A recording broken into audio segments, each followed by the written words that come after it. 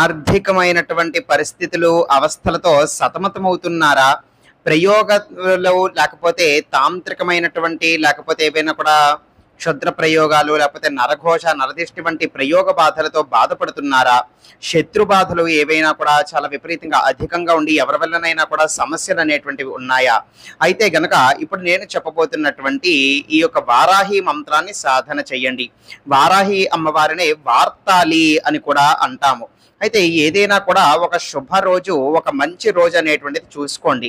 ఆ యొక్క రోజు నుంచి మొదలు పెట్టండి. ఒక చక్కటి ఆసనం ఏదైనా కూడా వేసుకుని ప్రాతకాలం నుండి తెల్లవారుజామున కానీ లేకపోతే సూర్యాస్తమయము అయిన తర్వాత అంటే సాయంత్రం 6:30 నుంచి 8 మధ్యలో కానీ స్నానం ఆచరించి ప్రతిరోజు కూడా ఈ యొక్క ప్రక్రియను చెయ్యొచ్చు. జపం కోసం ఏ జపమాలైనా కూడా వాడచ్చు. జపమాల లేనటువంటి వాళ్ళు వేళ్ల మీదనైనా కూడా లెక్క పెట్టుకోవచ్చు. ప్రతిరోజు కూడా ఇప్పుడు నేను చెప్పబోతున్నటువంటి ఈ యొక్క మంత్రాన్ని 108 సార్లు గాని లేకపోతే 216 సార్లు గాని లేకపోతే 324 సార్లు గాని ఎవరి శక్తి అనుసారం వాళ్ళు చేసుకోవచ్చు. అయితే వారాహి అమ్మవారి యొక్క పటం తీసుకుని వచ్చి పెట్టుకోండి.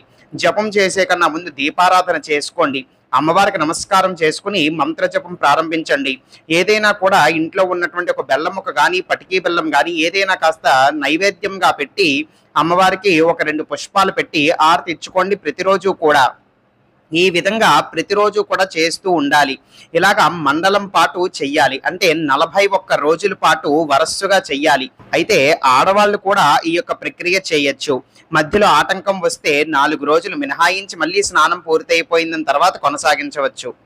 ఈ విధంగా 41 రోజులు పూర్తయిపోయిన తర్వాత శ్రీశైలం వంటి ఏవైనా కూడా ఒక చక్కటి మంచి శక్తి క్షేత్రాన్ని దర్శనం చేసుకోండి. ఆ రోజు ఒక రాత్రి పూటకన నిద్ర చేయటానికి ప్రయత్నించండి. ఆ యొక్క రోజున కనీసం ఒక 1000 సార్లైనా కూడా ఈ యొక్క మంత్రం అక్కడ జపం చేయండి. ఇంకా ఎక్కువ రోజులు ఉండి రోజుకి 1000 చొప్పున జపం చేస్తామన్నా పర్వాలేదు. కానీ కనీసం ఒక్క రాత్రి అటువంటి క్షేత్రంలో నిద్ర చేసి 1000 మార్లైనా సరే ఆ యొక్క ఆలయంలో జపం అనేటువంటిది చెయ్యండి.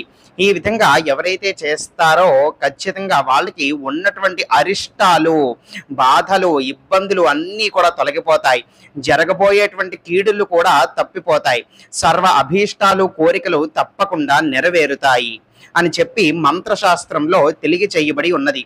మరి జపం చేయవలసినటువంటి మంత్రం తెలియజేస్తున్నాను వినండి.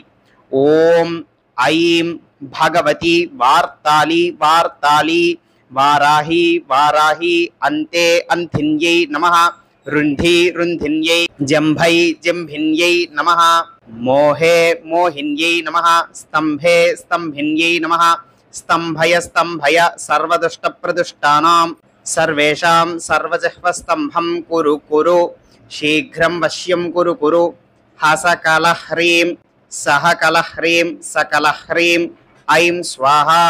ఇది జపం చేయవలసినటువంటి మంత్రము.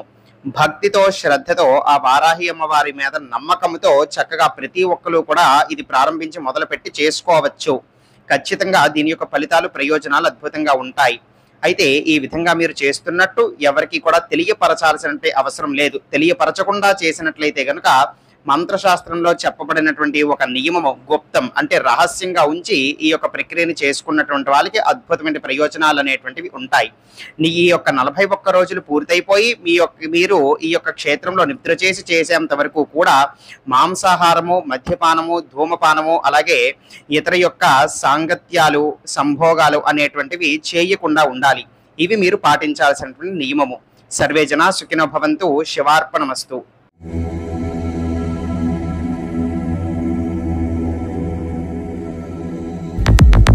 Mm-hmm.